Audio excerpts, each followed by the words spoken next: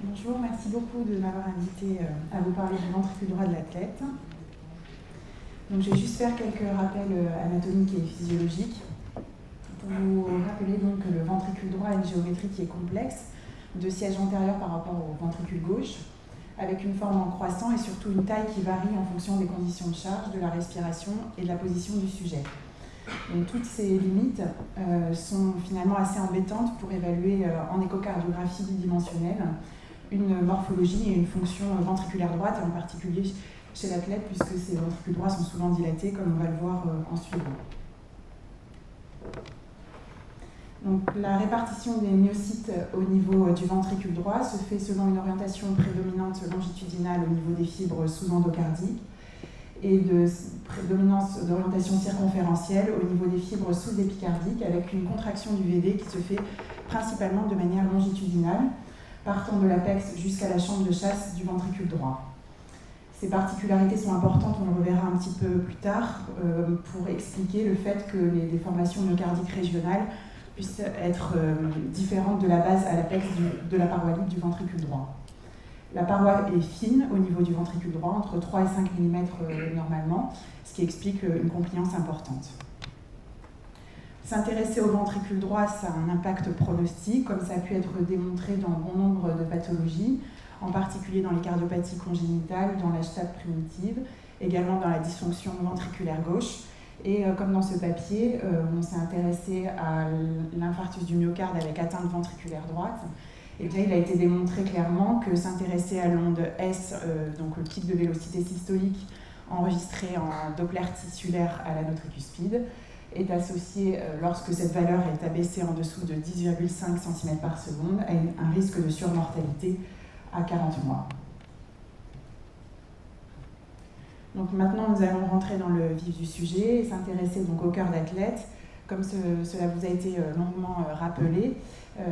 il s'agit d'une adaptation physiologique chronique à l'effort qui concerne donc des sujets qui pratiquent au moins 8 heures d'activité à 80% de VO2 max de manière régulière. Et les changements hémodynamiques immédiats qui surviennent au cours de l'exercice sont le premier stimulus au remodelage physiologique chronique du cœur d'athlète. Donc, je ne vais pas m'attarder sur les remodelages ventriculaires gauche qui vont être abordés dans la prochaine présentation et m'intéresser donc directement au remodelage du ventricule droit chez l'athlète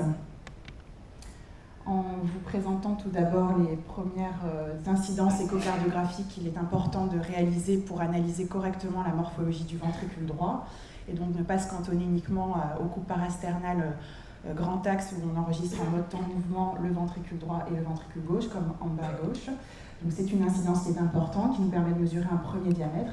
mais il est aussi important de pouvoir évaluer la morphologie VD en incidence parasternale petit axe, donc centrée sur le ventricule gauche, mais également centrée sur la valve aortique, qui nous permet aussi de dégager la chambre de chasse pulmonaire, et en apicale des 4 cavités pour analyser la fonction longitudinale. Donc un rappel sur les différents diamètres qu'il faudra donc essayer de répertorier à chaque fois qu'on va analyser le VD, d'ailleurs que ce soit chez l'athlète ou chez le sujet sédentaire. Donc il y a en fait 6 diamètres principaux. Le RVOT1 qui est enregistré soit en mode bidimensionnel, soit en mode temps mouvement au niveau de la parasternale grand axe. Puis RVOT2 et T3 qui sont mesurés au niveau d'une coupe parasternale petit axe centrée sur la valve aortique. Et en apicale des 4 cavités, on pourra mesurer les diamètres basaux, médians et longitudinaux du ventricule droit et également analyser sa fonction systolique longitudinale. Il est important aussi toujours de compléter par une coupe sous-costale pour enregistrer la compliance respiratoire de la veine cave inférieure et évaluer également la surface de l'oreillette droite. Donc le papier qui nous a permis de bien avancer pour la description de la morphologie du ventricule droit et également sur l'étude de la fonction systolique VD et le papier de D'Andrea qui s'est intéressé donc à 660 athlètes pratiquant donc 15 à 20 heures de sport à haute intensité depuis plus de 4 ans, donc des athlètes anciens avec différents types de sports comme ça a été abordé tout à l'heure à prédominance endurance ou résistance. Donc, vous voyez sur ces coupes échocardiographiques que donc les auteurs se sont vraiment intéressés aux différents diamètres ventriculaires droits pour pouvoir caractériser au mieux la dilatation VD chez l'athlète. Donc j'ai résumé dans ce tableau les principaux résultats qui me semblaient importants à retenir. Tout d'abord sur la morphologie VG rapidement on voit que dans les sports d'endurance, le ventricule gauche est dilaté de manière statistiquement significative, avec des volumes en millilitres aux alentours de 150 par rapport au sujet contrôle et au sujet pratiquant des sports en résistance, que les parois sont sont de manière significativement plus augmentées dans le groupe des sujets pratiquant des sports en résistance, mais on reste quand même en dessous des normes d'hypertrophie ventriculaire gauche, et qu'en revanche, la fraction d'éjection est similaire dans les trois groupes, sujet contrôle et les différents types de sports endurance et résistance. Pour ce qui est de l'analyse VD, donc sur les 5 diamètres, on peut voir qu'on a une dilatation harmonieuse du ventricule droit chez les sportifs endurants, avec des petit p très largement inférieur à 0,05 et une surface de l'oreillette droite chez les sportifs endurants également significativement plus importante par rapport au sujet contrôle ou aux sportifs en résistance. En revanche, pour ce qui était de l'analyse de la fonction systolique, qui était cantonnée dans cette étude à l'excursion de l'anneau tricuspide en systole enregistré en mode temps-mouvement, donc le TAPS, il n'y avait pas de différence statistiquement significative avec des valeurs normales aux alentours de 22 mm.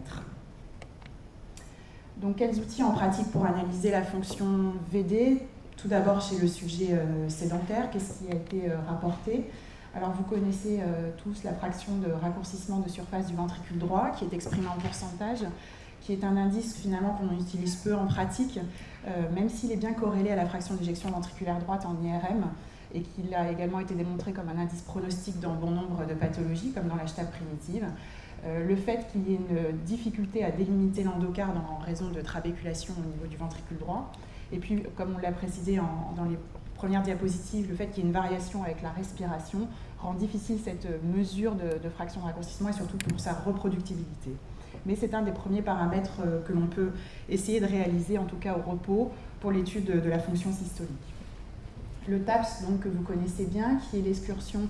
de l'anneau tricuspide enregistré en mode temps-mouvement en systole, qui nous permet d'analyser en fait la fonction longitudinale de la paroi libre du ventricule droit. Sa norme est aux alentours de 20 mm, et puis c'est un indice qui a été évalué notamment pour les patients coronariens comme étant un facteur pronostic. Lorsque le TAPS est abaissé, donc en dessous de 15 mm, il existe un surrisque de mortalité par rapport aux sujets coronariens qui ont un TAPS préservé, donc aux alentours de 20 mm. On a vu tout à l'heure que chez nos sportifs, c'était plutôt aux alentours de 22 jusqu'à 25 mm, donc un peu augmenté. Autre paramètre d'étude de fonction systolique, le DTI à l'anneau tricuspide, qui nous permet de mesurer le pic de vélocité systolique, qui là encore a été étudié dans bon nombre de pathologies, en particulier dans la pathologie coronarienne. Et on sait que donc la valeur normale de l'onde S à l'anneau tricuspide est à 12 cm par seconde et qu'une valeur en dessous de 10,5 cm par seconde est associée à une dysfonction ventriculaire droite débutante avec une fraction d'éjection correspondante estimée en dessous de 45%. C'est beaucoup plus simple de réaliser cette mesure que d'essayer de faire une fraction de raccourcissement, puisqu'on n'est pas limité par le contournement de l'endocarde. Et en revanche, on a quand même une limite qui est l'angulodépendance liée à la technique Doppler. Donc pour essayer d'améliorer et d'affiner notre analyse de fonction, eh bien, on peut avoir recours à l'échographie tridimensionnelle. Donc personnellement, je n'en ai pas une pratique quotidienne, puisque nous ne sommes pas équipés sur nos appareils d'écho 3D, enfin de sonde 3D. Mais il est vrai que l'échographie tridimensionnelle permet de surpasser les limites liées à la géométrie ventriculaire droite, comme je vous l'ai expliqué, avec cette géométrie complexe, triangulaire et antérieure par rapport au ventricule gauche. Donc ça nous permet de mieux améliorer nos mesures de volume et de fraction d'éjection. Et les papiers ont démontré qu'il y avait une très bonne corrélation avec la technique IRM, qui est la technique de référence pour la mesure de la fraction d'éjection, que ce soit pour le VG ou le ventricule droit. Alors, en revanche, si on n'a pas de sonde 3D, on peut quand même avoir une analyse fine de la fonction systolique VD par des sondes bidimensionnelles, et notamment en évaluant les déformations myocardiques avec le strain, qui est un indice donc, de déformation myocardique exprimé en pourcentage, ou des vitesses de déformation myocardique, c'est le strain rate qui est exprimé en centimètres moins 1. Donc ça nous permet sur le ventricule droit de confirmer les données physiologiques, à savoir que le segment apical en strain et en strain rate a une valeur plus haute par opposition aux vélocités enregistrées sur les segments basaux, ce qui est expliqué directement par le fait que la contraction se propage de la pointe du ventricule droit vers la chambre de chasse du ventricule droit. Donc pour les valeurs normales retenues pour le strain et le strain rate au niveau VD, donc ça a été évalué dans une population d'abord de sujets sains avant de parler de l'athlète, donc 40 sujets sains, on voit que donc les segments basaux ont des valeurs beaucoup plus basses que les segments apicaux. Pour ce qui est du strain, dont on a plus l'habitude, je pense que le strain rate, une valeur à 19% et 32% au niveau de la pointe, sur la paroi libre du VD. Le 2D strain, donc là c'est beaucoup plus facile à utiliser même que le strain et le strain rate. En plus, ça a la particularité de pouvoir être analysé offline, donc on a juste un enregistrement de boucles d'images et donc une interprétation dans un second temps. C'est la reconnaissance des marqueurs naturels acoustiques que vous connaissez bien, qui a été largement validé sur le ventricule gauche, image après image, et qui nécessite simplement une optimisation de la résolution temporospatiale et donc l'augmentation des cadences images, plutôt aux alentours de 80 images par seconde idéalement, mais déjà dès 60 images par seconde, on peut avoir une très bonne analyse des déformations en bidimensionnel. Donc ça nous permet d'éviter le problème de l'angulodépendance liée aux techniques Doppler, puisqu'on est directement en bidimensionnel. Et ça a été validé donc, chez le sujet sain au niveau de la paroi libre du ventricule droit, avec des valeurs qu'il faut retenir donc plus basses au niveau du segment basal, à moins 25%, avec une valeur apicale à moins 32%, mais qui est parfois difficile à réaliser et donc à obtenir, étant donné la géométrie donc, ventriculaire droite, et puis un 2D strain global sur le VD qui est à moins 29% lorsqu'il est normal. Donc vous voyez que ce sont des valeurs qui sont plus hautes qu'au niveau du ventricule gauche, où classiquement on dit que le 2D strain longitudinal global, mais ça va être abordé je pense dans le prochain topo, c'est plutôt aux alentours de moins 20%. On est sur des valeurs négatives, comme vous le savez, puisqu'on étudie des déformations longitudinales. En déformation radiale et circonférentielle, on est sur des valeurs positives. Alors chez l'athlète, qu'est-ce qui a été finalement étudié? Je me suis basée donc sur trois papiers principalement. Le papier donc, de Teske publié en 2009 qui s'est intéressé à l'adaptation physiologique du ventricule droit chez l'athlète endurant pour essayer d'établir des normes morphologiques et également de fonction régionale du VD. Donc 58 athlètes qui ont été screenés avec 63 athlètes pro et 61 sujets contrôle. On a fait donc une analyse des déformations selon la technique DTI, le 2D strain et le strain rate au niveau des 3 segments de la paroi libre du VD. Principaux résultats à retenir. Bon, pour le VG, on confirme le fait que les diamètres sont cette fois-ci indexés à la surface corporelle, contrairement au papier d'Andrea, dilatés de manière statistiquement significative, notamment dans le groupe des athlètes pro, donc EA pour élite athlète, par rapport au sujet contrôle, et que les diamètres ventriculaires droits, là aussi, confirment l'étude d'Andrea, avec des diamètres indexés à la surface corporelle statistiquement plus haut dans le groupe des sujets athlètes professionnels ou non professionnels par rapport au sujet contrôle, quels que soient les diamètres évalués. Une fonction systolique uniquement par le TAPS qui ne serait pas différente entre les 3 groupes, professionnels, athlétiques ou sujet contrôle, mais en revanche, grâce à une étude un petit peu plus fine de la fonction systolique VD, notamment par l'étude des déformations en 2D strain longitudinal, on peut voir que les segments basaux sont significativement plus bas au repos chez les athlètes professionnels par rapport au sujet contrôle de l'ordre de 25%, avec également un 2D strain longitudinal global qui est plus bas chez les athlètes professionnels, donc qui ont des diamètres ventriculaires droits plus dilatés par rapport au sujet contrôle. Donc conclusion de cette étude, diminution significative des valeurs de déformation régionale au niveau des segments basaux chez l'athlète. Plus le VD est dilaté, plus la déformation régionale basale est diminuée, ce qui finalement est peut-être à corréler avec ce que l'on observe sur le ventricule gauche qui, chez l'athlète, est dilaté avec des fractions d'éjection ventriculaire gauche de repos finalement plus basses, et ça ne nous inquiète pas forcément. On peut, dans ce cas-là, s'intéresser à la réserve contractile, et c'est ce qu'on va voir dans le prochain papier. Donc c'est un phénomène vraisemblablement adaptatif, et les auteurs concluent qu'il n'y a pas d'argument, contrairement à ce que l'on pourrait croire au premier abord, pour une dysplasie arythmogène du VD. Ces VD sont dilatés, mais ont des fonctions systoliques finalement adaptées à leur dilatation, avec légèrement plus basses, en tout cas au repos. Juste pour mémoire, les critères de dysplasie arythmogène du VD de Marcus, mais qui ont été déjà présentés tout à l'heure. Donc pour vous dire que finalement, s'intéresser uniquement au diamètre, c'est un petit peu compliqué. À la cinétique segmentaire, je pense que c'est un peu limite pour pouvoir conclure facilement à la dysplasie arythmogène du VD uniquement par l'échocardiographie. raison pour laquelle souvent on complète aussi par d'autres techniques d'imagerie morphologique. Et peut-être qu'il serait intéressant d'introduire maintenant les valeurs de déformation, qui sont quand même beaucoup plus fines pour analyser la fonction systolique VD, comme ça a été publié par TESC en 2009, avec une valeur de moins 18,2% retenue au niveau du régional. Donc c'était la valeur la plus basse des 3 segments enregistrés de la paroi libre, qui permettait, avec une excellente sensibilité et spécificité, de différencier le sujet sain d'un sujet présentant une dysplasie arythmogène du VD, donc plus que le TAPS ou le SVD, et surtout davantage que les critères classiques décrits par Marcus pour le diagnostic de dysplasie arythmogène du VD. Deuxième papier, le papier de Laguerche, donc publié en 2012, qui essaie de confirmer ces données par rapport à la sensation que le VD dilaté, même s'il a une fonction systolique de repos, notamment au niveau des segments basaux plus basses,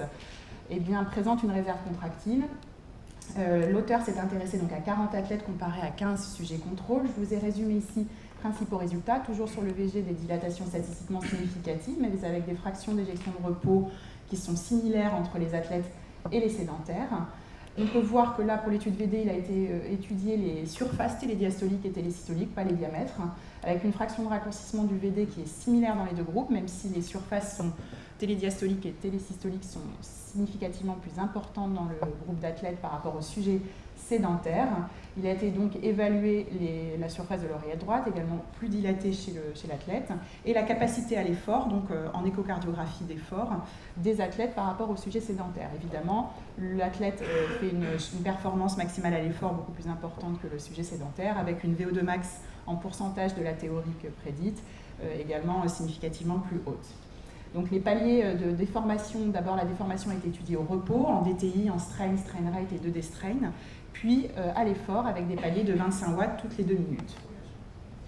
On peut voir ici que les déformations, et en particulier, même si ça passe peut-être pas très bien, les déformations notamment donc en 2D strain, puisque c'est cette étude qui est la plus facile finalement à réaliser par rapport au strain rate, confirme les données précédentes avec une diminution des segments basaux, on l'a vu chez l'athlète aux alentours de moins 20% par rapport au sujet contrôle, donc de manière statistiquement significative, ça c'est des valeurs au repos. Et l'auteur confirme, je vais vous le montrer dans la diapositive précédente, donc là, diminution significative des valeurs de déformation au repos